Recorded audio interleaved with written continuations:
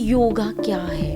आजकल लोगों में ये मिसकंसेप्शन है कि जो आसनास वो क्लास में जाकर करते हैं या एक्सरसाइज कर लिया सिर्फ वो योगा।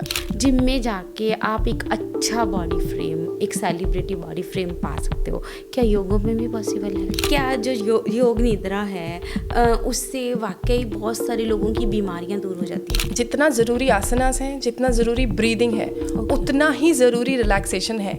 आपने सुना होगा बहुत सारे इंटरव्यूज़ में शाहरुख खान की या फिर बड़े बड़े सेलिब्रिटीज़ की कि वो 1 मील पे ही रहते हैं, वो भी लिमिटेड क्वांटिटी में और बहुत कम खाना। तो उसको देख देख के आज की जनरेशन फिगर पाने के लिए घंटों भूखे रहते हैं। क्या वो सही है? क्या योगा से सेक्स लाइफ के ऊपर भी असर पड़ता है? जो एजुकेटेड लोग हैं, बहुत अच्छी अच्छी जॉब्स पर हैं, उनको प्रेगनेंसी के लिए बहुत दिक्कतें हो रही हैं। They need to go for treatments. लेकिन एट द सेम टाइम अगर आप सोचें कि हमारे घर पे जो हेल्पर्स आती हैं, जो मजदूर होते हैं, जो हमारे हेल्पर्स होते हैं, सब उनके घर में ऐसी कोई दिक्कत नहीं है। वो लोग आराम से, उनके बच्चे हो रहे हैं, हेल्दी हो रहे हैं और हेल्दी डिलीवरीज भी हो रही हैं। ऐसा क्यों है?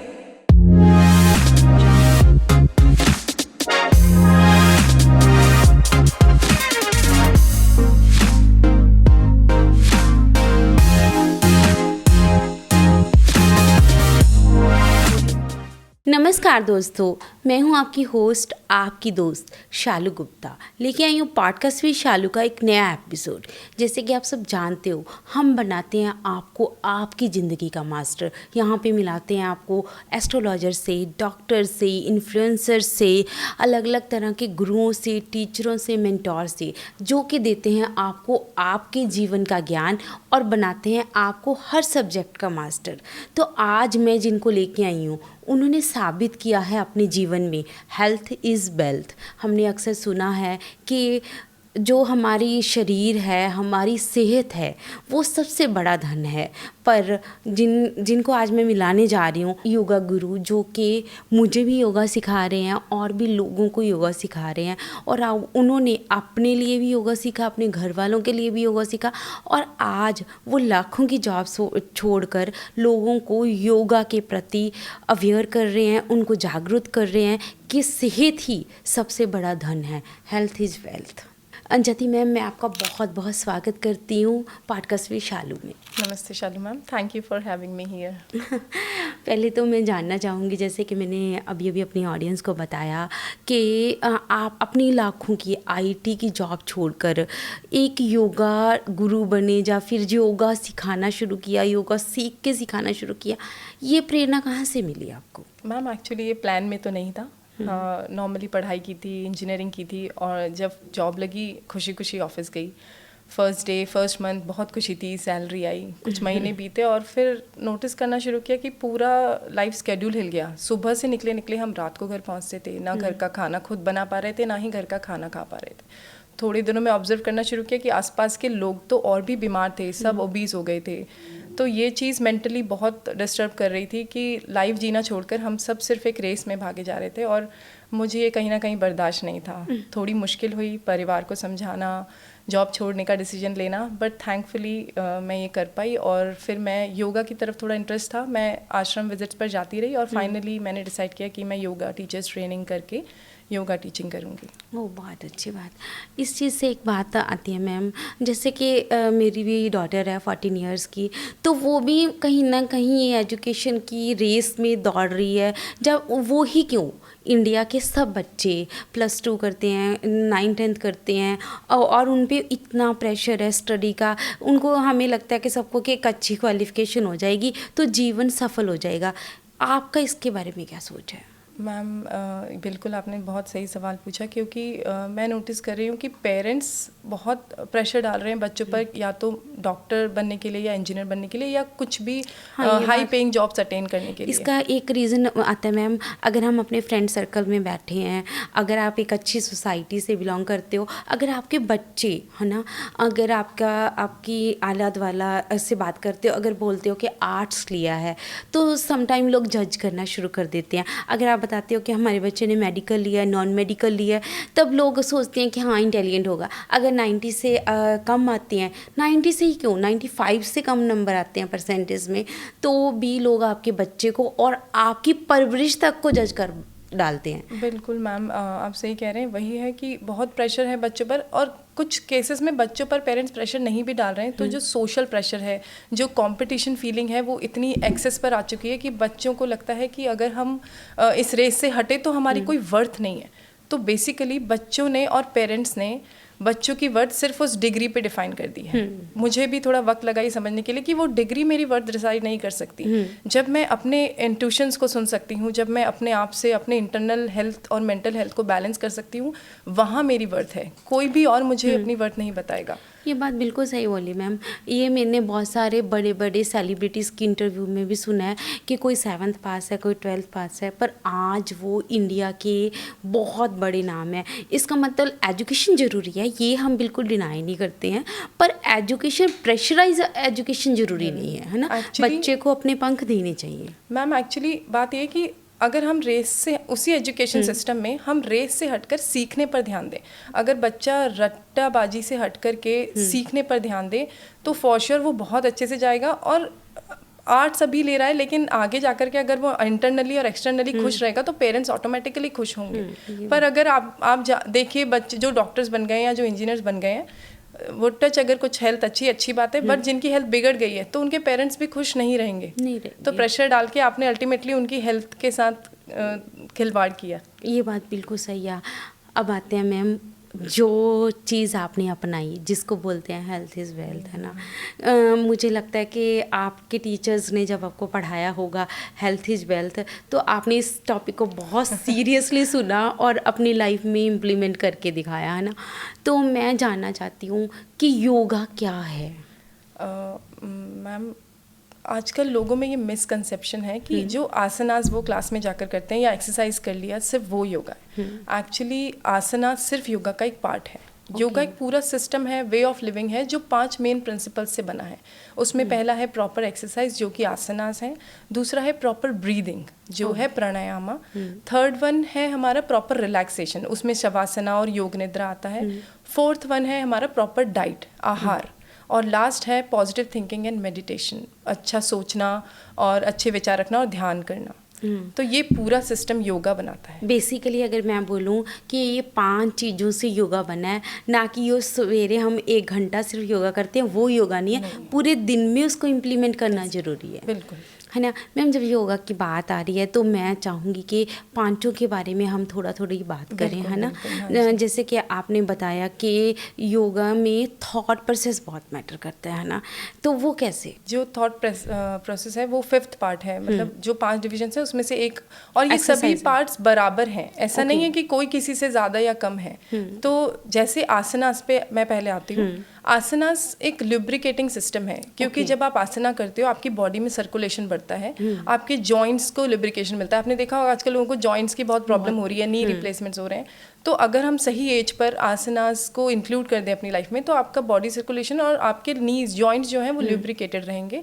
तो ये आसनास का बहुत इंपॉर्टेंट पार्ट है, आपका ब्लड सर्कुलेशन मेंटेन करना। जैसे कि आपने मैम अभी भी बताया कि आसनास बहुत इंपॉर्टेंट है। पहले तो मैं ये जानना चाहूँगी आपसे कि आसना या फिर योगा किस एज में हमें करना शुरू कर देना चाहिए?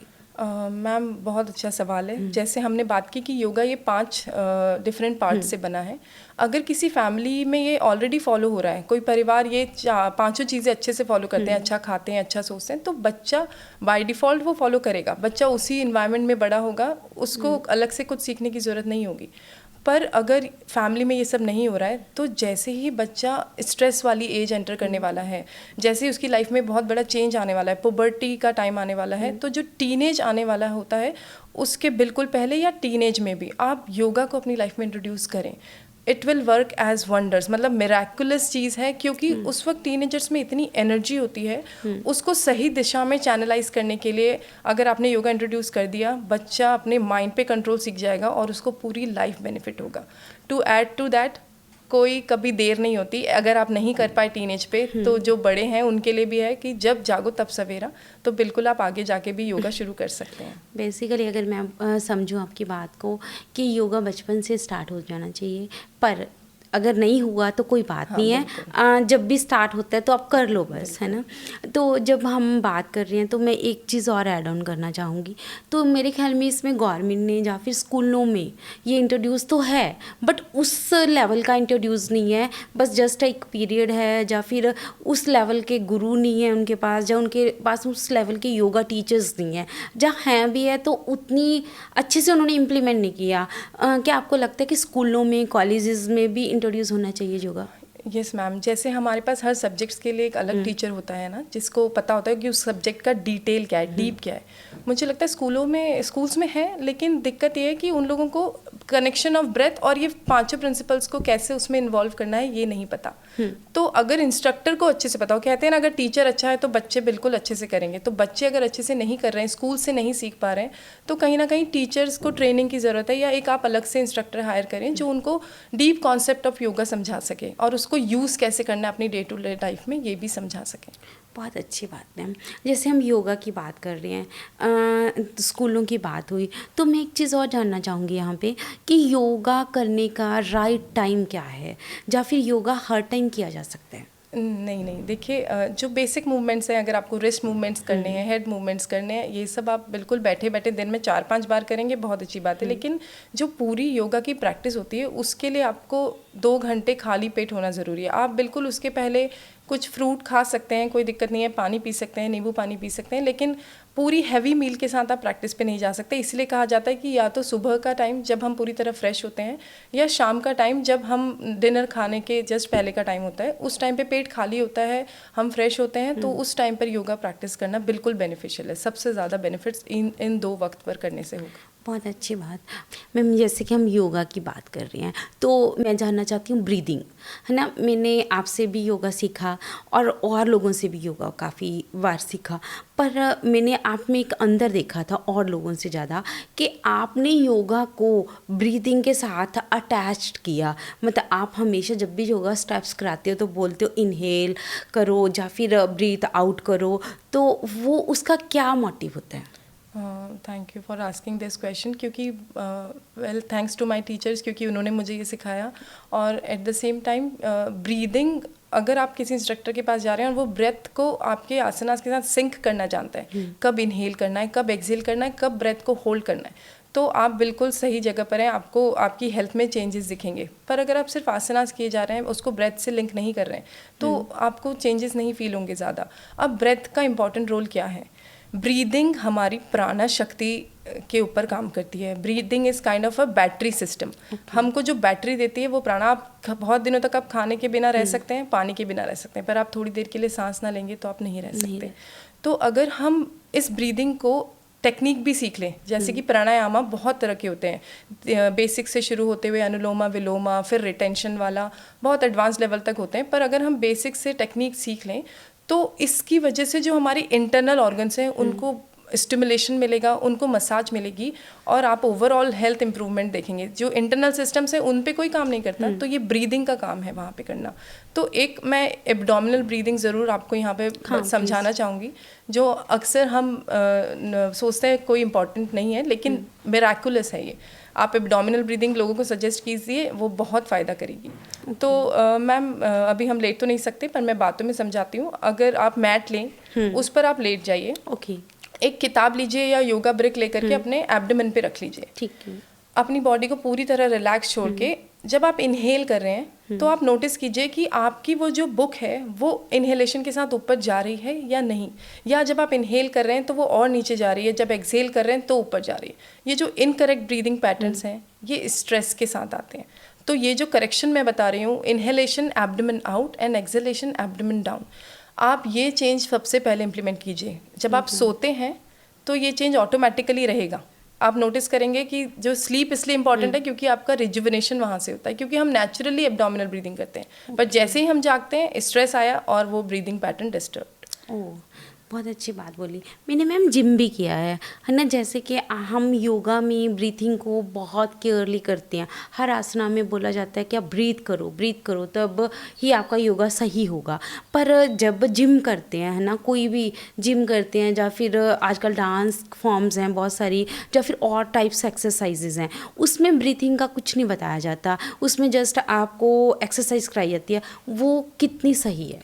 मैम बात यही है कि योगा इसीलिए ही कहीं ना कहीं इम्पॉर्टेंट कंसिडर किया जा रहा है क्योंकि वो ये 5 चीज़ों पर काम करता है। उसमें से एक पार्ट ब्रीदिंग है। मैं आपको बताती हूँ कि जो इंटेंस एक्सरसाइज होती है, बहुत ही ओवर एक्सर्शन वाले मूवमेंट्स, वायलेंट मूवमेंट्स होते हैं, उनसे हमारी मसल फाइबर्स के अंदर लैक्टिक एसिड प्रोड्यूस होता है और ये जो एसिड प्रोड्यूस होता है ये हमारी बॉडी के लिए हेल्दी नहीं है। तो योगा ब्रीदिंग का वहाँ पर क्या रोल है, जब आप आसना करते करते ब्रीदिंग करेंगे तो ऑक्सीजन सप्लाई साथ में हो रही है प्रॉपरली, तो वो इस लैक्टिक एसिड को न्यूट्रलाइज करेगी। उसका आपके ऊपर कोई साइड इफेक्ट नहीं होगा। आप एकदम पीसफुल प्रैक्टिस कर रहे हैं, कंट्रोल प्रैक्टिस कर रहे हैं, अपनी ब्रेथ को कंट्रोल करना सीख रहे हैं, वो ऑक्सीजन सप्लाई पूरी बॉडी में आपकी हेल्थ पर काम करेगी। तो आपका जो सवाल है वायलेंट मूवमेंट्स या योगा, तो मैम वायलेंट मूवमेंट्स या अगर आप जिम की बात करें स्पेशली, तो वो मस्कुलर बॉडी के लिए बिल्कुल है, हेल्पफुल है। लोगों को वो जो बॉडी बनानी है वो बन रही है, पर that doesn't define state of health. उससे आपकी हेल्थ डिफाइन नहीं होती। पर योगा का जो सिस्टम है उसका काम ही है कि आपको स्टेट ऑफ हेल्थ पर लाए। आपका माइंड, बॉडी, सोल, आपका ब्रीदिंग सब कुछ कंट्रोल करके आपको इंटरनली और एक्सटर्नली हेल्थ प्रोवाइड करे, नॉट जस्ट अपीयर। बहुत अच्छी बात बताई मैम। जैसे कि आपने बताया कि योगा, जिम या फिर योगा में क्या अंतर है, तो मैं एक चीज़ जानना, जहाँ तक मुझे पता है, मे बी मुझे ज़्यादा नॉलेज नहीं है, क्या ये सच है कि जो योगा है वो आपको अंदर और बाहर दोनों तरह की एक्सरसाइजेज देता है? बिल्कुल। तो जो अंदरूनी हेल्प होती है वो ब्रीदिंग से होती है। जब आप ब्रेथ कंट्रोल सीख जाते हैं तो आपका माइंड ऑटोमेटिकली कंट्रोल में आ जाता है, क्योंकि प्राणा, माइंड एंड बॉडी ये सब रिलेटेड हैं आपस में। तो आसनास आपकी बॉडी पे काम कर रहा है, आपके चक्रास के ऊपर काम कर रहा है। ब्रीदिंग से आप अपनी प्राणा शक्ति इंप्रूव कर रहे हैं और फिर माइंड कंट्रोल में आ रहा है। तो जब ये सब लिंक होगा तो आपकी फिजिकल और मेंटल हेल्थ ऑटोमेटिकली ठीक होगी। आपके इंटरनल ऑर्गन्स अपना काम सही से करेंगे। जब हम चक्रास की बात कर रहे हैं, मैं जानना चाहूँगी कि मेरी ऑडियंस को, बहुत सारी ऑडियंस को चक्रास के बारे में नहीं पता होगा। जैसे कि मुझे थोड़ा सा पता है कि 7 चक्रास होते हैं, क्या आप मुझे थोड़ा सा बताओगे? मैम हमारे शरीर में 7 चक्रास हैं। अगर हम हेड टू हमारे बिलो जेनाइटल्स बात करें, रूट चक्रा, 7 चक्रास लोकेटेड हैं। पर विथ स्ट्रेस क्या होता है, हमारी बॉडी में इम्बैलेंस आना शुरू हो जाता है। जैसे इम्बैलेंस होना शुरू हो जाता है तो ये चक्रास का जो काम है ना, अपना पूरी तरह बॉडी को हेल्थ स्टेट में रखना, वो खत्म हो जाता है। आपने स्ट्रेस दिया, इम्बैलेंस हुआ, हार्मोन्स हिल गए, आपकी पूरी बॉडी का प्राणा शक्ति खत्म होना शुरू हो गया। तो ये जो सोलर प्लेक्सस चक्रा होता है एग्जैक्टली यहाँ पर, वहाँ पर इंसान का प्राणा शक्ति स्टोर होती है। हर दिन सुबह उठते हैं, हमारे अंदर फ्रेश एनर्जी होती है, लेकिन 1 मिनट का गुस्सा या कुछ सेकंड्स की इरिटेशन से वो सारा प्राणा खत्म हो जाता है। तो ये जो हम योगा का वहाँ पर रोल किया है, ये जो आपके 7 चक्रास हैं उनको अपनी बैलेंस्ड स्टेट में रखना, उनको अपना काम पूरी तरह करने देना। लोगों को बिल्कुल इस बारे में, चक्रास एक बहुत इंपॉर्टेंट चीज़ है पर लोगों को पता नहीं है। मुझे लगता है कि ये एक अलग टॉपिक है, इस पर बहुत डिटेल में बात की जा सकती है। But at the same time आप प्रैक्टिस करते रहिए। थोड़े टाइम की प्रैक्टिस के बाद आप नेचुरली फील करेंगे कि आपकी बॉडी में चेंजेस हुए हैं। You can actually feel the chakras working for you. जैसे कि आपने बहुत अच्छी नॉलेज दी कि चक्रास पे भी काम होना चाहिए, है ना, ब्रीथिंग पे कैसे काम होना चाहिए। तो मैं एक चीज़ और जानना चाहूँगी यहाँ मैम। जैसे कि आप देख रहे होंगे कि आजकल सारी दुनिया बिजी है ना, खासकर हमारे इंडिया में तो बहुत ज़्यादा लोग बिजी हैं, चाहे वो बिज़नेस कर रहे हैं, चाहे वो जॉब कर रहे हैं। उनका वही 9 to 9, 9 to 5 का जॉब रहता है ना। तो उसमें क्या वो अपनी जॉब करते करते, जब अपना काम करते करते कुछ टाइम के लिए योगा कर सकते हैं? मैम क्योंकि मैं खुद 9 to 5 कल्चर में थी, पहली बात तो है कि वो कहने को 9 to 5 है, वो कभी 9 to 5 नहीं होता, वो एक्सटेंड होता रहता है। लेकिन फिर भी कुछ मैंने साइड बाय साइड टिप्स निकाली थी कि मैं कैसे खुद को हेल्प कर सकती हूँ। तो कुछ चीज़ें हैं जो बिल्कुल हेल्प करेंगी। सबसे पहले तो ये कि आप जो अपना खाना खा रहे हैं उसको ऑब्जर्व करें। अगर आप रोज़ बाहर से खा रहे हैं तो कोई आप आसनास कर लें, चाहे प्राणायाम कर लें, कोई आपको हेल्प नहीं कर सकता। तो आपको घर का खाना खाना है कैसे भी करके, चाहे आप कुक रखें, तो अपने खाने पर काम करें और सोने के 2-3 घंटे पहले अपनी आखिरी मील खाएं। और मैम यहाँ एक बहुत इंपॉर्टेंट टिप है, वो है अपने खाने को च्यू करना। ओह। क्योंकि अगर आपने अपना खाना अपने माउथ में ही च्यू कर लिया, कहते हैं कि 36 टाइम्स आपको एक गिराही को च्यू करना चाहिए। ओह। अगर आपने अपने माउथ में खाना च्यू कर लिया अच्छे से, तो इंटरनल सिस्टम को सिर्फ न्यूट्रिएंट्स लेके आपकी बॉडी तक ट्रांसफर करने हैं, उसको डाइजेशन में बहुत कम एनर्जी लगानी है। मुझे लगता है अगर हम च्यू ज़्यादा करेंगे तो हमारा जो खाने का पोर्शन है वो भी कम हो जाएगा। बिल्कुल, आपको you will feel the difference. जब हम बहुत हैवी मील खाते हैं, हमारा पेट एकदम ब्लोटेड फील होता है, लेकिन अगर आप उसी खाने को, कभी आप बाहर भी खाने जा रहे हैं, आप बिल्कुल ट्राई कीजिएगा उस खाने को च्यू करते करते खाइए, और फिर आपको वो ब्लोटिंग बिल्कुल फील नहीं होगी, क्योंकि गैस से वो ब्लोटिंग होती है। जो आप च्यू वाली बात बोल रहे हो, सम टाइम उस पर एक हंसी वाली बात ही आ रही है दिमाग में। अगर आप ज़्यादा च्यू करते हो तो सामने वाले को अच्छा नहीं फील होता। नहीं, वो तो बहुत सी चीज़ें हैं जो लोगों को नहीं समझ आती, बट इट्स ओके, आपको अपनी हेल्थ के बारे में सोचना है, लोगों को तो फिर काम है कहना, चीज़ें होंगी, वो तो कहते हाँ रहेंगे जी। ना। मैम, जैसे हमने ब्रीथिंग के ऊपर बात कर रहे हैं, तो ब्रीथिंग बहुत इम्पोर्टेंट है। बाकी सब मैं इस बात पे सही हूँ कि जिम हो, जुम्बा हो, या डांस फॉर्म्स हो, या कुछ और तरह की एक्सरसाइजेस हो, जो आजकल मल्टी टाइप्स ऑफ एक्सरसाइजेस हैं, उसमें ब्रीथिंग पे काम नहीं किया जाता कभी भी, है ना, सिर्फ योगा में किया जाता है। क्या फिर योगा ज़्यादा इम्पोर्टेंट हो जाता है उन एक्सरसाइज से? मुझे लगता है, अगर, क्योंकि मैं खुद कथक डांस करती हूँ, तो वो भी कॉन्टिन्यूसली 1 आवर प्रैक्टिस होती है, रियाज होता है, तो उसमें भी बहुत आपको बिल्कुल बीच में रेस्ट नहीं मिलता। तो वहाँ पर हम कैसे उसको सिंक कर सकते हैं, को मुझे लगता है जो बिल्कुल योगा नहीं कर सकते, कुछ लोग होते हैं जिनको इंटरेस्ट ही नहीं है, तो वो बस अपनी जो भी वर्कआउट कर रहे हैं उसमें ब्रेथ सिंक सीख लें। किसी या तो किसी योगा इंस्ट्रक्टर से सीख लें या अपने ही इंस्ट्रक्टर से सीख लें, पर एक बार समझ लें कि इस एक्सरसाइज के साथ मैं अपनी ब्रेथ को कैसे इंक्लूड कर सकता हूँ। जैसे मैं कथक करते वक्त पूरा डीप ब्रीदिंग और एक्सहेलेशन करती रहती हूँ, जैसे जैसे मुझे लगता है कि I am falling short of energy, जहाँ मेरा एनर्जी लेवल गिरा, मैं अपनी ब्रीदिंग बिल्कुल वहाँ पे इंक्लूड कर लेती हूँ, तो this helps a lot. Ma'am, 9 to 5 में हम दोबारा फिर आते हैं उसी बात के ऊपर। मैं चाहती हूँ कि आप 9 to 5 के लिए कुछ एक्सरसाइजेज भी बताएं। मैम, जैसे सूर्य नमस्कार के बारे में आपने सुना होगा। हाँ जी। मुझे लगता है अगर आपके पास क्लास तक जाने का टाइम नहीं है, वहाँ 1 घंटा क्लास लगाने का टाइम नहीं है, आप बिल्कुल अपने घर पे मैट निकालें, पहले सूर्य नमस्कार सीख लें। सूर्य नमस्कार 12 आसना से बना हुआ है, उसमें पहले के 4 और आखिरी के 4 बिल्कुल सिमिलर हैं, बस बीच वाले 4 थोड़े नए अलग हैं। पर अगर आपने एक बार ये सीक्वेंस सीख लिया, फिर आप उसके साथ ब्रेथ सिंक सीख लीजिए, तो आपका 2 चीज़ें कवर अप हो गई, एक तो आसना कवर हो गया, एक ब्रीदिंग कवर हो गई। अगर आपको समझ आ गया सूर्य नमस्कार के किस आसना के साथ इनहेल करना है, किस आसना के साथ एक्सहेल करना है, आपको 15-20 मिनट्स लगेंगे। रोज के आप 11 सूर्य नमस्कार का टारगेट रख के, बस आपको कुछ और नहीं करना। एक्सरसाइज के मामले में सूर्य नमस्कार इज़ गुड इनफ, और उसके बेनिफिट्स भी इमेंस हैं। वो आपकी स्पाइन की फ्लेक्सिबिलिटी पे काम करता है। सूर्य नमस्कार आपकी स्पाइन की फ्लेक्सिबिलिटी और स्ट्रेंथनिंग पे काम करता है। जब आपकी स्पाइन ही इतना अच्छे से काम करेगी, तो ऑटोमेटिकली जो ब्रेन से पूरी बॉडी की तरफ सिग्नल्स जाने हैं, वो अपने आप इम्प्रूव हो जाएंगे। बहुत अच्छी बात बोली। आजकल आपने सुना होगा अक्सर 30 के बाद लोगों की बैक प्रॉब्लम शुरू होती है, L4 L5 जो एक कॉमन प्रॉब्लम है ना, तो उसमें भी ये हेल्पफुल है। मैम बिल्कुल, लेकिन at the same time with the consult of doctor. अगर आपको डॉक्टर ने बिल्कुल मूवमेंट्स रेस्ट्रिक्ट करने को बोल दिया, अगर आपको बोला है कि नहीं आप नहीं कर सकते, तो आपको ध्यान रखना है। जैसे आजकल लोग अपनी खुद की प्रैक्टिस शुरू कर देते हैं घर पे, कोई दिक्कत नहीं है, आप कीजिए, वीडियोस देखकर भी कीजिए, लेकिन उस वीडियो को देखकर जिसमें ये बताया जा रहा हो कि अगर आपको ये वाला हेल्थ कंसर्न है तो ये आसना ना करें। जैसे हाई बीपी के केसेस में सर्वांग आसना नहीं बताया जाता, वो करना ठीक नहीं है। तो अगर ये चीज़ें कोई आपको क्लास में बता रहा है या वीडियोस में बता रहा है तो ठीक है, नहीं तो पहले आप 1 महीना या 2 महीना ट्रेनिंग लें, समझे कि किस पोज को किस हेल्थ कंडीशन में नहीं करना, और किस पोज के साथ क्या रेस्ट्रिक्शंस हैं, किसके क्या नुकसान हो सकते हैं अगर आपकी हेल्थ कंडीशन रेस्ट्रिक्ट कर रही है। आप अक्सर जब भी कोई हार्ड पोज करवाते हो तो उसका इनकाउंटर पोज भी करवाते हो, बिल्कुल। वो क्या होता है? मैम एक्चुअली हमें ना स्पाइन का जो बैलेंस है, स्पाइन हमारी जो है उसका जो बैलेंस है वो बना के रखना होता है योगा की प्रैक्टिस के साथ। तो कई बारी लोग फॉरवर्ड बेंडिंग किए जा रहे हैं और प्रैक्टिस खत्म कर दी।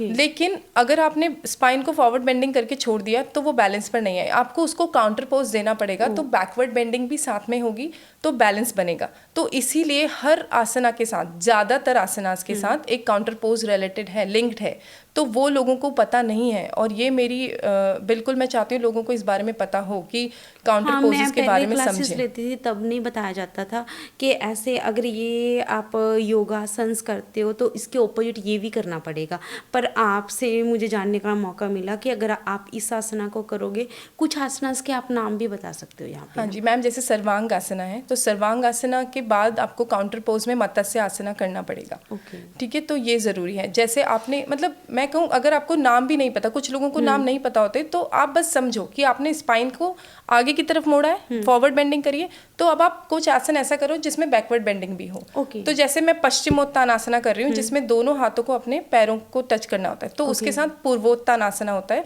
जहाँ आप अपनी फॉरवर्ड बेंडिंग की बजाय बैकवर्ड बेंडिंग करते हो, हेड को पीछे डालते हो, तो वो आपकी स्पाइन का बैलेंस बना के रखता है। तो ये बिल्कुल सीखें और समझें, तभी जाकर आप अपनी पर्सनल प्रैक्टिस करें। बहुत अच्छी बात मैम। अब यहाँ पे आता है कि आसनास की बात हो रही है, ब्रीथिंग की बात हो रही है, तो किन लोगों को नहीं करना चाहिए? हाँ मैम, ये बिल्कुल thank you for asking this, क्योंकि कुछ लोगों को कुछ हेल्थ इश्यूज होते हैं जिसमें बिल्कुल आसनास रेस्ट्रिक्टेड है, बट इसका मतलब ये नहीं है कि वो योगा फॉलो नहीं कर सकते। मैंने आपको बताया योगा के बाकी एरियाज हैं, आप उन पे काम कीजिए, आपकी हेल्थ इंप्रूव होगी और आप आसनास कर पाएंगे। पर अगर आप डेली रेगुलर क्लासेस आपने ज्वाइन की हुई है पर आपको सडनली हेडेक हो गया, अगर आपको हेडेक है तो हेडेक को लेकर के क्लास में ना जाएं, वो आपका सिर्फ हेडेक बढ़ाएगा। तो हेडेक के साथ सिर्फ रेस्ट रिकमेंडेड है, आप जो दूसरे सॉल्यूशंस है वो फॉलो करें, पर आसनास ना करें। दूसरा, आपकी नोज़ जो है, क्योंकि ब्रीदिंग बहुत इंपॉर्टेंट पार्ट है आसना का, अगर आपकी नॉस्ट्रल्स ब्लॉक्ड हैं और आप आसना की प्रैक्टिस करने चले गए तो it is of no use, it's not benefiting, कुछ फ़ायदा नहीं होगा। तो पहले आप अपनी इस प्रॉब्लम को सॉल्व करें। अगर आपकी किसी रीज़न से नोज़ ब्लॉक हो रही है या मौसम की वजह से हो रही है तो उस टाइम के लिए ब्रेक लें और फिर से शुरू करें, पर उसको सॉल्व करने के बाद। और मैम, एक प्रेगनेंसी का केस तो आपको पता ही है कि प्रेगनेंसी में कुछ आसनास रेस्ट्रिक्टेड हैं, उसकी अलग हाँ प्री नेटल प्रैक्टिस होती है, बिल्कुल वो अलग से होती है, बट उसको वो नॉर्मल क्लासेस में जाकर के आप कोशिश ना करें, वरना आपको पता है अगर नहीं इंस्ट्रक्टर बता रहा है सही से और आप गलती से कुछ ऐसा कर देते हैं जो आपके लिए मुश्किल है, तो वो गलत है। Join proper yoga classes for only pregnant women. Okay, बहुत अच्छा बताया मैम। जैसे कि मैं एक चीज़ और जानना चाहूँगी, यहाँ हमने जिम की बात भी की, जिम में जाके आप एक अच्छा बॉडी फ्रेम, एक सेलिब्रिटी बॉडी फ्रेम पा सकते हो, क्या योगा में भी पॉसिबल है? मैम, मैं फिर से वहीं पर आऊँगी कि योगा में एक तो कंपैरिजन नहीं होगा। मुझे लगता है कि भले ही आप उस इंटेंशन से आएंगे, लोग आएंगे उस इंटेंशन से कि मुझे अपने फिगर पे काम करना है, योगा वो करेगा, लेकिन मुझे यकीन है कि जब वो जाएंगे तो वो खुश होकर जाएंगे कि मेरी जो आज बॉडी है, मैं इस स्टेट ऑफ हेल्थ पर हूँ जहाँ मुझे अंदर से भी अच्छा फील हो रहा है, मुझे किसी से और फर्क नहीं पड़ता, तो दे विल लर्न एक्सेप्टिंग। पर मैं ये नहीं कहती कि योगा आपको वो अचीव नहीं करा सकता। फ़र्क सिर्फ इतना है, योगा एक स्लो प्रोसेस है और उन लोगों के लिए जिनमें पेशेंस है, जो स्लो एंड ड्यूरेबल प्रोसेस की तरफ जाना चाहते हैं, वो बिल्कुल ये फॉलो करें। और कुछ लोगों को बहुत जल्दी रिजल्ट्स मिल जाते हैं, कुछ लोगों को रिजल्ट्स मिलने में प्रैक्टिस लगती है, टाइम लगता है। जो आपने कभी नहीं किया वो आप सडनली करोगे तो थोड़ा वक्त लगेगा। आप उस स्टेट पर आओगे जहाँ आपको अपनी हेल्थ फील होगी, आपको लगेगा दिस इज़ ब्लिस, तो वहाँ आप खुश होंगे। बिल्कुल वेट लॉस होता है लोगों का, पर विथ प्रैक्टिस। मैम, एक चीज़ और है, आज कल आपको पता है कि सब कुछ कॉस्मेटिक है ना, सबको अच्छे फीचर्स चाहिए, अच्छी स्किन चाहिए, अच्छे हेयर चाहिए, अच्छे नेल चाहिए, सब कुछ अच्छा चाहिए, है ना। क्या योगा से पॉसिबल है कि हम मेरी स्किन, मेरे हेयर्स या फिर मेरे नेल्स या फिर मेरे बॉडी पार्ट्स अच्छे और सुंदर भी हो सकते हैं? मैम, बिल्कुल, जैसे मैंने बताया कि जब आप ब्रीदिंग करेंगे प्रॉपर, नॉट जस्ट विथ आसनास, अगर आप अलग से भी ब्रीदिंग टेक्निक्स पर काम करेंगे तो आपकी इंटरनल हेल्थ इंप्रूव हो रही है। जब मेरा इंटरनल सिस्टम काम कर रहा है, खाने को यूज़ कर रहा है, न्यूट्रिएंट्स लेकर मेरी पूरी बॉडी तक भेज रहा है, तो मेरे स्किन पर, मेरे हेल्थ पर, मेरे हेयर पर, सब जगह रिफ्लेक्ट होगा। आपका फेस, कपालभाति स्पेशली बहुत ही हेल्पफुल है फेस के ग्लो के लिए। तो प्राणायामा आसना से कहीं ज़्यादा रोल प्राणायामा का है यहाँ पर, जो आपकी अपीयरेंस पे काम करता है। आपने कपालभाति बोला, मैं चाहती हूँ कि क्या आप अभी सिखा सकते हो मेरी ऑडियंस को थोड़ा सा? It is just forceful exhalation. मैं आपको समझा ज़रूर देती हूँ। कपालभाति में आप पूरी तरह सांस निकाल देने के बाद, जब आपका पूरा एक्सहेलेशन हो चुका है, then also you just keep exhaling more. तो फोर्सफुल एक्सहेलेशन होते हैं, आपका पेट अंदर की तरफ जाता है और फोर्सफुल एक्सहेलेशन नोज से होता है, माउथ से नहीं। उसके बाद बहुत एडवांस प्रैक्टिस में हर एक्सहेलेशन के कुछ राउंड्स के बाद ब्रेथ को होल्ड किया जाता है। तो ये सब एडवांस प्रैक्टिस हैं, वो बिल्कुल आप पहले बेसिक्स सीखिए, फिर हम वहाँ पर पहुँचेंगे, अलग से मैं आपको बता पाऊँगी। मैम फिर हम आते हैं आपके जो 5 आपने योगा के मेन पोर्शंस बताए हैं उनके ऊपर। जैसे कि हमने अभी बात की ब्रीथिंग के ऊपर, बात की हमने आसना के ऊपर बात की। अब आते हैं रिलैक्सेशन, है ना। योगा में सबसे बड़ी चीज़ है कि बहुत सारे लोग कहते हैं कि हम योगा इसलिए करने जाते हैं कि हमें वहाँ रिलैक्सेशन मिलती है, हम एक निद्रा जो है ना, या फिर उसको शवासन बोलते हैं, वो क्या है? मैम कुछ लोगों का तो ये फेवरेट होता है वैसे, बस इंतज़ार करते हैं क्लास ख़त्म हो और हम ये शुरू करें। मैं आपको पहले अपना पर्सनल एक्सपीरियंस बताती हूँ कि मैं पहले योगा बिल्कुल एंजॉय नहीं करती थी। जब मैं फर्स्ट 2-3 आश्रम विजिट्स पे गई, मुझे लग रहा था कि ये लोग योगा कर क्यों रहे हैं, इसमें क्या मज़ा आ रहा है, मैं क्यों कर रही हूँ, मैं वापस जाती हूँ। बट एक्चुअल में मुझे जो फर्स्ट ब्लिसफुल एक्सपीरियंस हुआ, जब मुझे पहली बार योगा से मज़ा आया, वो जो आनंद कहते हैं जिसको, वो तब हुआ जब मैं एक्चुअली ब्रेथ सिंक सीख गई अपने आसना के साथ। तब मेरा पहला सिंक हुआ, और इन दी एंड जब रिलैक्सेशन हुआ तो वो हर कोई टीचर नहीं करवाता। तो जब मुझे वो relaxation, complete relaxation by the end of practice करवाया गया, तब मुझे एक्चुअल में फील हुआ कि this is what yoga is. ये जो मेरे अंदर हो रहा है इस वक्त, जो मैं फील कर पा रही थी, वो अब मैं आपको बताती हूँ रिलैक्सेशन है क्या। जितना ज़रूरी आसनास हैं, जितना ज़रूरी ब्रीदिंग है, उतना ही ज़रूरी रिलैक्सेशन है। कुछ लोगों को आपने देखा होगा जल्दीबाजी में आसना पे जाते हैं और फटाफट से रिलैक्सेशन वाला पार्ट छोड़ के भाग जाते हैं, बैक पैक करके चले जाते हैं। हाँ। पर ज़रूरी ये है कि समझें कि अगर आप रिलैक्सेशन किए बिना चले जाएंगे तो इट्स ऑफ नो यूज़, क्योंकि रिलैक्सेशन हमारा रीसेट बटन है। रिलैक्सेशन में योग निद्रा भी एक पार्ट है, that is guided meditation also. अब क्या हो रहा है, जैसे आप एक्सरसाइज कर लिया आपने और आप सारा दिन भी भागने वाले हैं, आप यहाँ से वापस जाएंगे, आप सारा दिन फ़ोन, टीवी, ऑफिस का काम, ये सब संभालेंगे, और रात को बिस्तर पे लेटते हुए भी फ़ोन लेके सो जाएंगे, पर आपने रिलैक्स नहीं किया। तो ये जो अलग से योग निद्रा या by the end of practice वाला रिलैक्सेशन है, ये आपका वो रीसेट बटन है जो आपकी इंटरनल हीलिंग करेगा, इंटरनल रिजुविनेशन करेगा। लोग 1 घंटे की योग निद्रा में जाते हैं। वो क्या होता है मैम, आप पूरी तरह सोते भी नहीं हो, पर आप सोने के एकदम करीब होते हो, आप कॉन्शियसनेस में होते हो, लेकिन आप सोते नहीं हो। और उस वक्त आप अपनी इंटरनल बॉडी पर पूरी डीप हीलिंग का काम करते हो। तो ये तो मिराकुलस है। 1 घंटे का योग निद्रा 4 घंटे की डीप स्लीप के बराबर होता है। तो अगर आप वो एक्सपीरियंस करेंगे तो आप खुद मुझे बिल्कुल उस दिन बताएंगे कि ये ब्लिसफुल एक्सपीरियंस वो आप ही करवाओगे मैम हमें।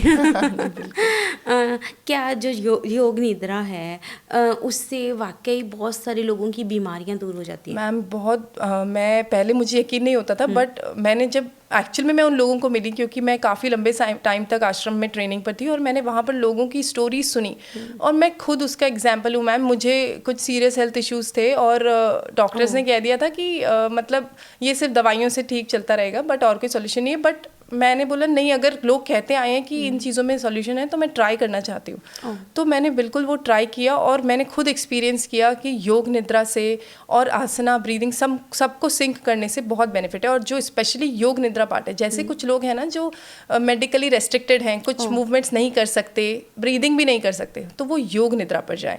योग निद्रा आपको हीलिंग देगा, हीलिंग होगी तो आप आसनास और ब्रीदिंग पर वापस आ पाएंगे। इस चीज़ के ऊपर मैं एक चीज़ बताना चाहती हूँ, अपना एक्सपीरियंस।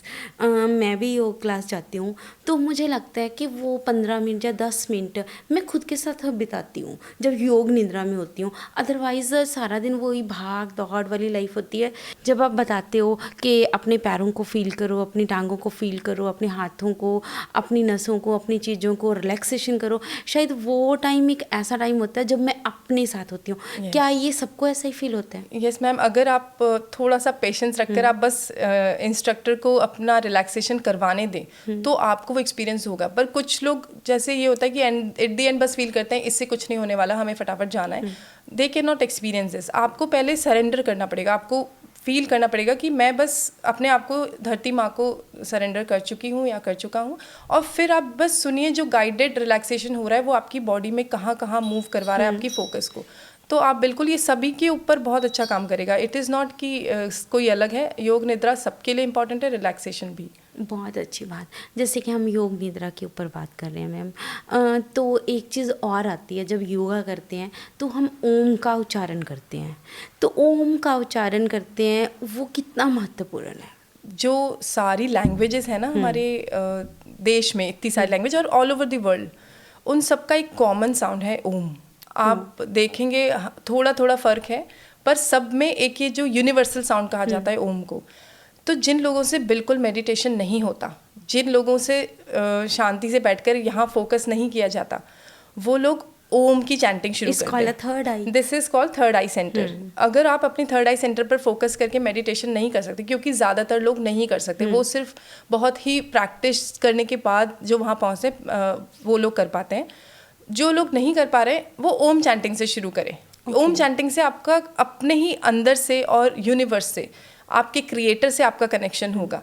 और ओम चैंटिंग के आप किसी से भी पूछ लीजिए, बेनिफिट्स की तो लिस्ट ख़त्म नहीं हो सकती। मेंटल हेल्थ के लिए ओम चैंटिंग बहुत हेल्पफुल है। क्या हम अभी ओम चैंट कर सकते हैं? हाँ, बिल्कुल हम कर सकते हैं। और मैं उसके लिए एक बहुत ज़रूरी बात बताना चाहूँगी कि ओम चैंटिंग एक तो ऐसे होती है, आप सिंपल बैठ गए और आपने बोला ओम, तो इट इज़ फाइन आप किसी को बुलाने के लिए या कई बारी नॉर्मल सी हमारे जितने भी हिंदू तब में मंत्रास हैं वो ओम से ही शुरू होते हैं। हाँ, ओम नमः शिवाय, ओम नमो भगवते वासुदेवाय नमः, एवरी मंत्र start with Om.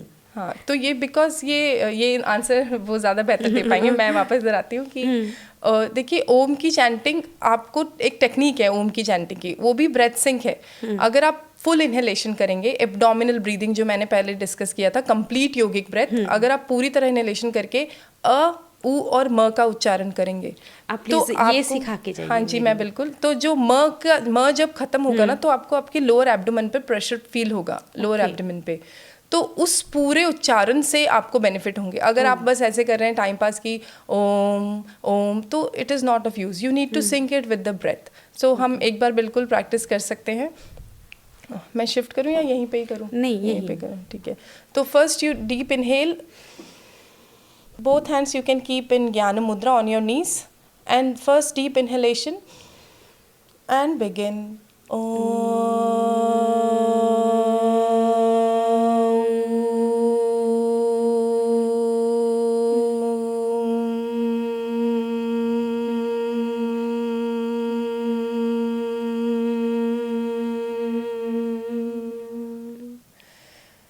Thank you. जैसे कि मैंने फील किया आप लगातार बोल रहे थे पर मैं बीच में ब्रीथ ले रही थी। बहुत सारे लोग, ये प्रैक्टिस से होगा? हाँ बिल्कुल। देखिए, मैं मेरी क्लास में लोगों को कहती हूँ कि फर्स्ट वीक के अंदर अंदर आप अपनी ओम चैंटिंग के सेकंड्स लिख के रखिए। आप एक डीप ब्रेथ लीजिए और नोट कीजिए कि आपने कितने सेकंड्स तक ओम चैंटिंग एक ओम को किया। अगर आपका इनिशियली 10 to 15 सेकेंड्स है, फिर आप वही चीज़ 6 मंथ की प्रैक्टिस के बाद नोटिस कीजिएगा। 6 months of yoga, asanas, breathing, उसके बाद आप प्रैक्टिस कीजिएगा और फिर आप देखेंगे कि जो वो सेकंड्स थे वो नेचुरली 15 सेकंड से बढ़ करके 30 सेकंड्स तक पहुंच जाएंगे। तो ये इंपॉर्टेंट है कि प्रैक्टिस करते रहें, तो ही आपको दिखेगा कि इम्प्रूवमेंट हुआ है। बहुत अच्छी बात मैम, बहुत अच्छी जानकारी दे रहे हो आप हमें। मैम अब मैं जानना चाहूँगी, आपने बोला था आहार, फूड है ना, फूड तो मोस्ट इम्पॉर्टेंट है हर एक जीव को जीने के लिए, चाहे वो प्लांट्स हैं चाहे हम लोग हैं। पर फूड भी एक फैशनेबल चीज़ें बन गई हैं, है ना। जैसे कि आपको पता ही है कि फूड के अलग अलग पिज़्ज़ाज़, बर्गर्स, ये ज़्यादा बच्चे खास करके अट्रैक्ट होते हैं। फूड कितना इम्पॉर्टेंट है एक योगा के लिए? बिल्कुल, ये एक पार्ट भी है हमारे योगा के सिस्टम का, एक पार्ट है प्रॉपर डाइट। तो मैम वैसे सच बात ये कि जो अभी जनरेशन चल रही है, पहले हमारे पास इतने ऑप्शंस नहीं होते थे कि फटाफट से बस फ़ोन पे ऑर्डर किया और खाना आ गया, या बस पड़ोस में गए और खाना मिल गया। पहले हमें बनाना ही पड़ता था, अच्छा खाते थे, सेहत अपने आप ठीक रहती थी। ये जोमेटो और ब्लिंकिट ने तो बिल्कुल बच्चों को बिगाड़ के रखा हुआ है। वो विदिन 15 मिनट्स आपके घर कुछ भी ऑर्डर हो सकता है। हाँ जी। तो देखिए, आहार की यहाँ बात होती है। सबसे पहला रूल है कि आप अपने घर का खाना खाएं। ऐसा नहीं हो सकता कि आप 5-6-7 दिन घर का खाना खा रहे हैं। मैं ज़बरदस्ती पुश भी नहीं करना चाहती, बट कोशिश कीजिए कि ज़्यादा से ज़्यादा हो सके। तो हफ्ते में एक बार खाना खा के आप बाहर आ गए, कोई प्रॉब्लम नहीं है। और कोशिश कीजिए कि वो जो बाहर आप खाना खा रहे हैं वो दोपहर के टाइम पे खाएं, ना कि रात के टाइम पे। दूसरी चीज़ ये है मैम, जो हम पहले भी बात कर चुके थे, उसको अच्छे से च्यू करना एक बहुत इंपॉर्टेंट चीज़ है। हम सब अपना खाना डाइनिंग टेबल्स पे बैठ के खाते हैं, चेयर्स पे, सोफे पे, टीवी देखते हुए खाते हैं। इस चीज़ के अंदर बहुत बड़ा चेंज रिक्वायर्ड है कि हम अपना खाना नीचे ज़मीन पे बैठ के खाएं। मेरे घर पे फर्नीचर नहीं रखा हुआ है मैंने डाइनिंग टेबल वाला, सिर्फ इसीलिए क्योंकि मैं चाहती हूँ कि सब लोग नीचे बैठ के खाएं। पहले मेरी फैमिली मेम्बर्स नीचे नहीं बैठ पाते थे बिल्कुल, पर अब सब आराम से बहुत घंटों तक नीचे बैठ पाते हैं। आप बिलीव करोगे, मेरे घर में जब मैं और मेरे ब्रदर छोटे थे तो हमारे किचन के आगे आसनाज लगते थे, दोनों के अलग अलग आसन होते थे प्रॉपर, और साथ में एक पटड़ी होती थी और उसके ऊपर दोनों की अलग अलग प्लेट्स होती थी। प्लेट्स एक जैसी होती थी, आसन भी एक जैसे कलर के होते थे क्योंकि लड़ाई नहीं होनी चाहिए थी। तो तब हम नीचे बैठ के खाते थे। पर आजकल है कि तो टीवी के आगे सोफा पे या डाइनिंग टेबल पे ही खाना खा रहे हैं। मैम मैं एक एक्सपीरियंस शेयर करना चाहूँगी। जब मैं आश्रम में थी तो एक लेडी आई और उनको आर्थराइटिस का प्रॉब्लम था। तो उनको वहाँ पर सिर्फ इतना बताया गया कि आप रोज़ नीचे बैठना शुरू करो। उन्होंने कहा नहीं मैं नहीं बैठ पाऊंगी। उन्होंने कहा कोई बात नहीं, 5 लोग मदद करके आपको नीचे बैठाएंगे और 5 लोग ही आपकी हेल्प करके आपको ऊपर उठाएंगे, पर आप नीचे बैठो। और वो वहाँ पर 8 महीने रुकी हैं वो लेडी, और उनका बिल्कुल ठीक होके वो वापस गई हैं। और मैं बिल्कुल अमेज थी क्योंकि मैंने बहुत लोगों को आर्थराइटिस से सफ़र होते हुए देखा है। तो सिर्फ नीचे बैठना एक बहुत हेल्पफुल चीज़ है। कई बारी आप नीचे बैठ के बटरफ्लाई जो बद्ध कोणासना होता है, बटरफ्लाई पोज, वो आप करते रहिए। टीवी देख रहे हैं, बटरफ्लाई पोज करते रहिए, क्योंकि बटरफ्लाई पोज में आपका पोस्चर करेक्ट रहेगा, बैक स्ट्रेट रहेगी, आपकी नीज भी स्ट्रेंथनिंग होगी, फ्लेक्सिबिलिटी बढ़ेगी, बहुत बेनिफिशियल है। पर ये जो छोटे छोटे चेंजेस हैं हमें ये प्रैक्टिस से आएंगे, पर वो करना पड़ेगा। बहुत अच्छी बातें बता रहे हो मैम आप। वैसे भी जहाँ तक नीचे बैठ के खाने का सवाल है तो मुझे लगता है कि हमें चेंज कर देना चाहिए, क्योंकि जो हमारे ग्रह हैं, अगर आप किसी एस्ट्रोलॉजर के पास जाओ वो आपको उपाय देता है, वो रेमेडीज़ देता है। तो उसमें राहु केतु ये चीज़ों को ठीक करने के लिए वो बोलता है कि आप नीचे बैठ के खाना खाओ। बहुत सारे उपाय ऐसे हैं हमारी एस्ट्रोलॉजी में। बहुत अच्छा महसूस कर रही हूँ, बहुत अच्छा मज़ा आ रहा है आपके साथ बातचीत करने का। मैम क्या है कि आपने देखा होगा कि बहुत सारे लोग या फिर सेलिब्रिटीज़ को देख देख के एक अच्छा बॉडी फ्रेम पाने के लिए आपने सुना होगा बहुत सारे इंटरव्यूज़ में शाहरुख खान की या फिर बड़े बड़े सेलिब्रिटीज़ की कि वो 1 मील पे ही रहते हैं, है ना। 1 मील, है ना, पूरे दिन में एक ही मील खाना, वो भी लिमिटेड क्वांटिटी में और बहुत कम खाना। तो उसको देख देख के आज की जनरेशन फिगर पाने के लिए, अपने फिगर को ठीक करने के लिए घंटों भूखे रहते हैं। क्या वो सही है? मैम योगा बिल्कुल, आहार बहुत इंपॉर्टेंट है। योगा ये कहता है कि आपको दिन की 2 से 3 मील, और कुछ बच्चों के केस में स्पेशली उससे भी ज़्यादा मील्स ज़रूरी हैं पोषण के लिए। देखिए जो सेलिब्रिटीज़ हैं उनके पास प्रॉपर डाइटिशियंस हैं, उन्होंने सालों पढ़ाई की है, उन्हें पता है कि कितना पोषण देने के बाद भी वो इंसान बिना भूख के पूरा दिन चल लेगा। उन्होंने बहुत पैसा इन्वेस्ट किया है और वो 24 घंटे उनकी सेहत के पीछे देख रहे हैं। लेकिन आपने सिर्फ क्या देखा है, एक इंटरव्यू जिसमें बताया गया है कि वो सिर्फ 1 मील खाते हैं और आपने अपना माइंड बना लिया कि बस मुझे 1 मील खानी है, मैं पतला हो जाऊंगा या पतला हो जाऊंगी।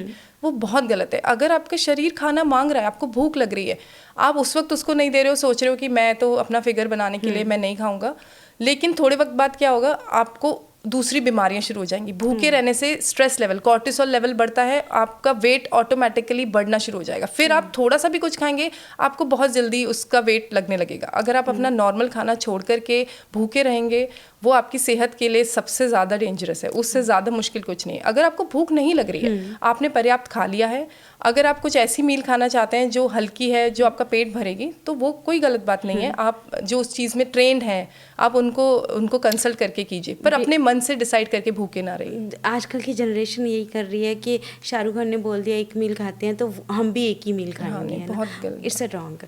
तो मैम जैसे कि हम बात कर रहे हैं आहार के ऊपर, आप कुछ सजेस्ट करना चाहोगे मेरी ऑडियंस को कि क्या खाने के लिए सबसे ज़्यादा अच्छी चीज़ें हैं?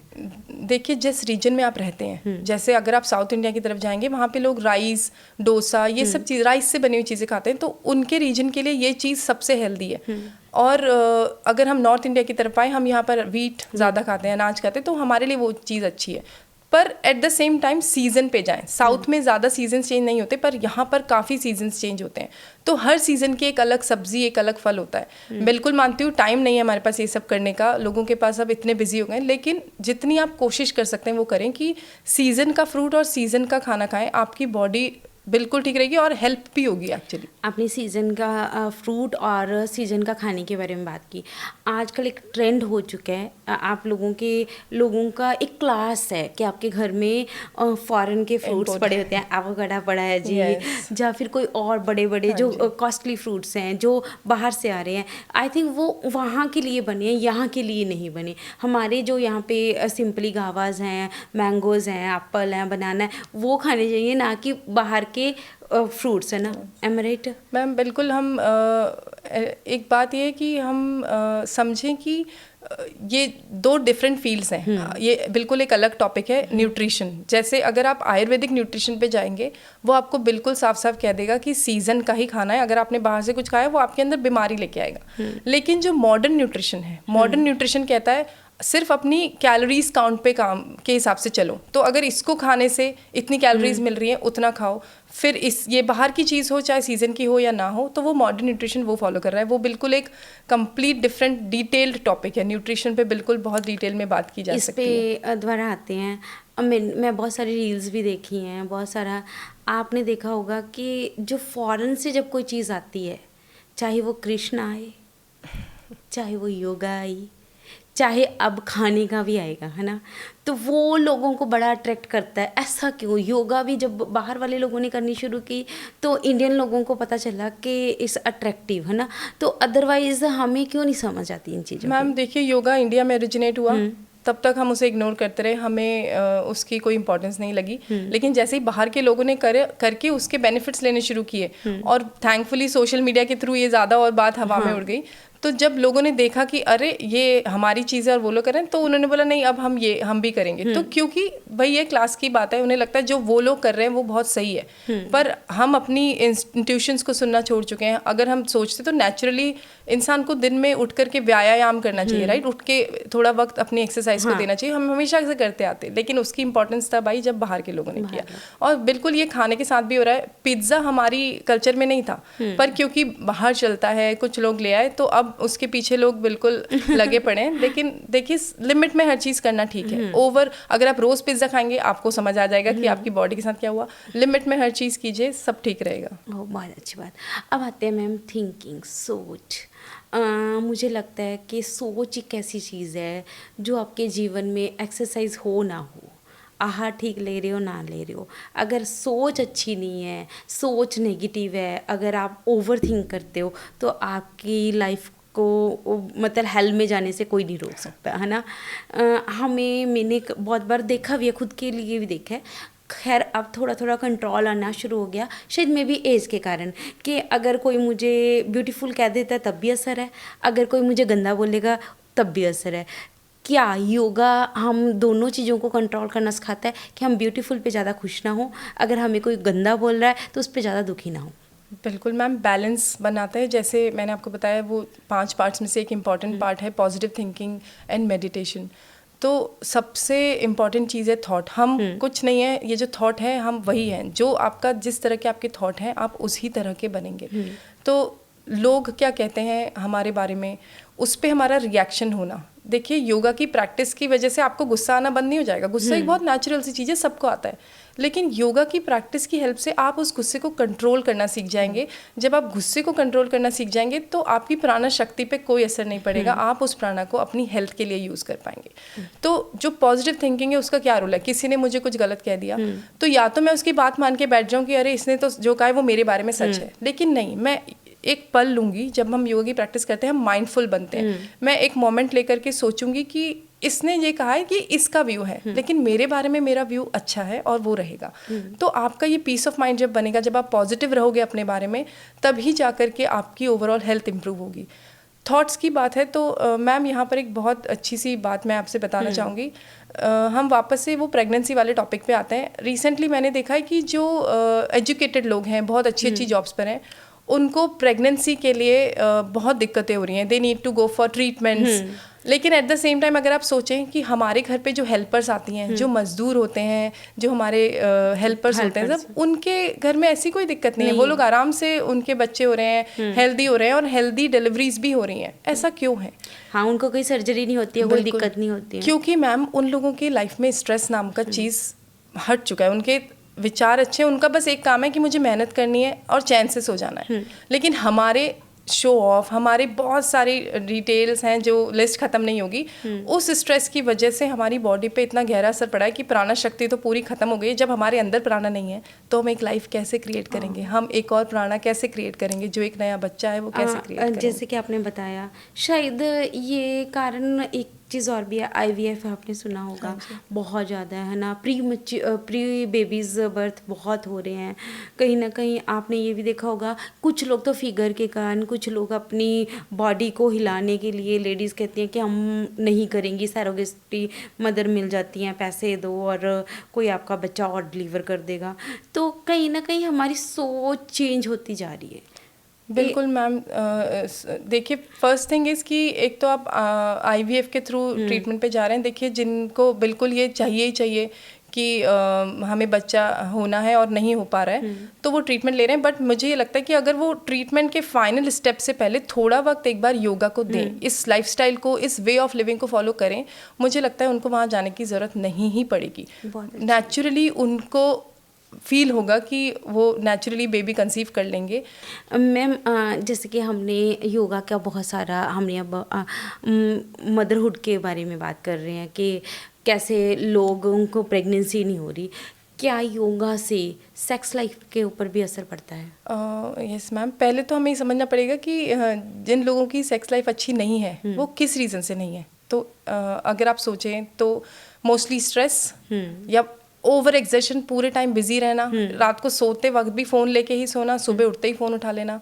थर्ड थिंग, कोई फिजिकल प्रॉब्लम, तो योगा इन चीज़ों को सॉल्व करता है। योगा के जो पूरी टेक्निक है उसकी वजह से आपकी ओवरऑल हेल्थ इम्प्रूव होगी। पर ये ज़रूरी है कि आपको अपनी हैबिट्स चेंज करनी है। आप फ़ोन को थोड़ा ब्रेक दें, अपने पार्टनर के साथ टाइम स्पेंड करें।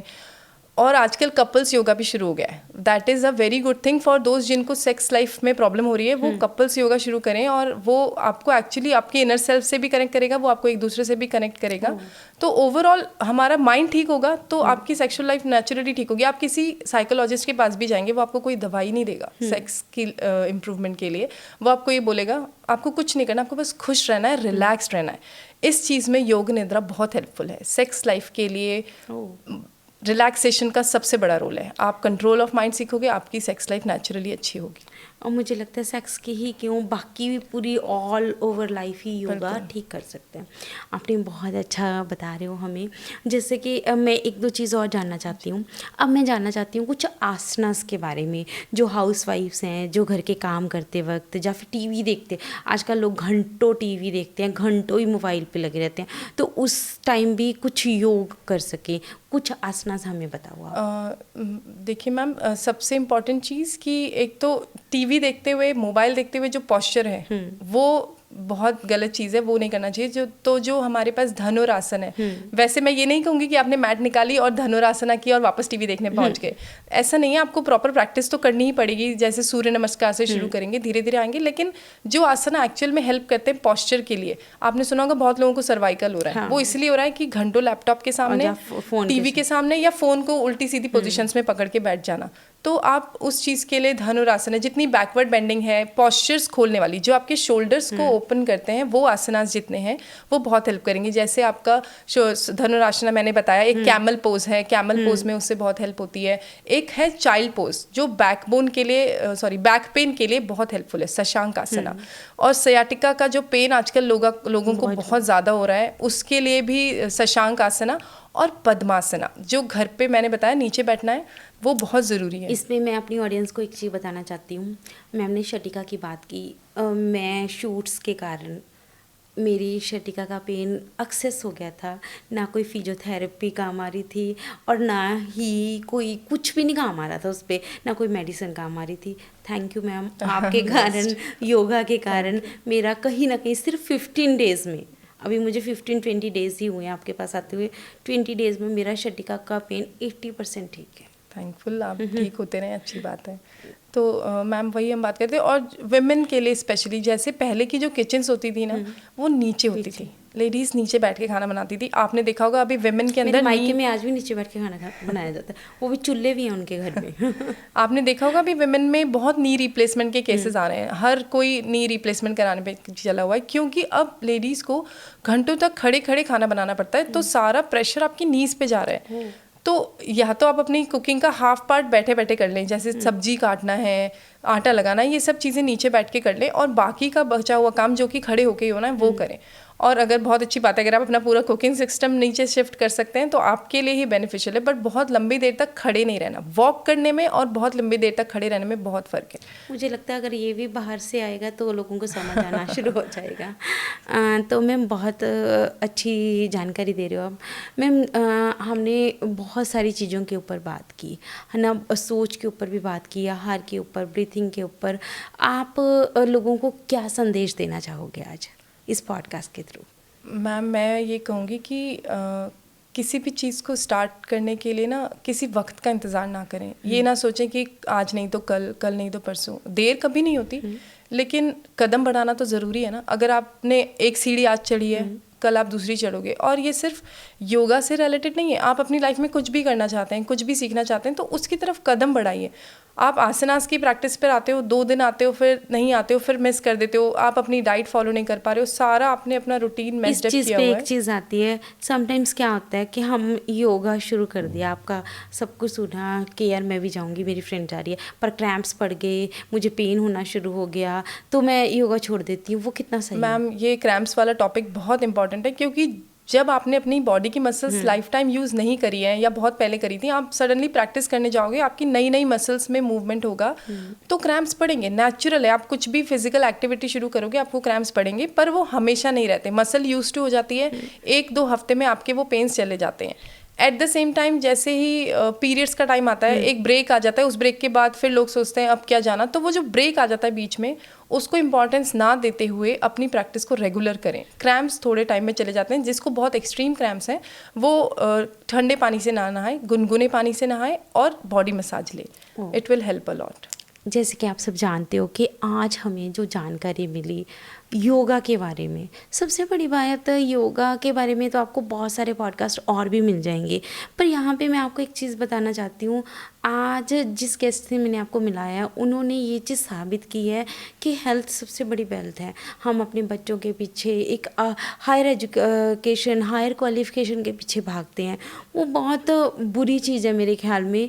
समटाइम्स मैं भी ये गलतियाँ करती हूँ। मुझे लगता है कि एक क्वालिफिकेशन हो जाएगी तब शायद सेटलमेंट हो जाएगी। लाइफ की सेटलमेंट आपकी खुशी में है, चाहे वो अच्छी सेहत में है, चाहे आपकी कुछ और अंदरूनी खुशी है। इसलिए खुशी से जीना बहुत ज़रूरी है।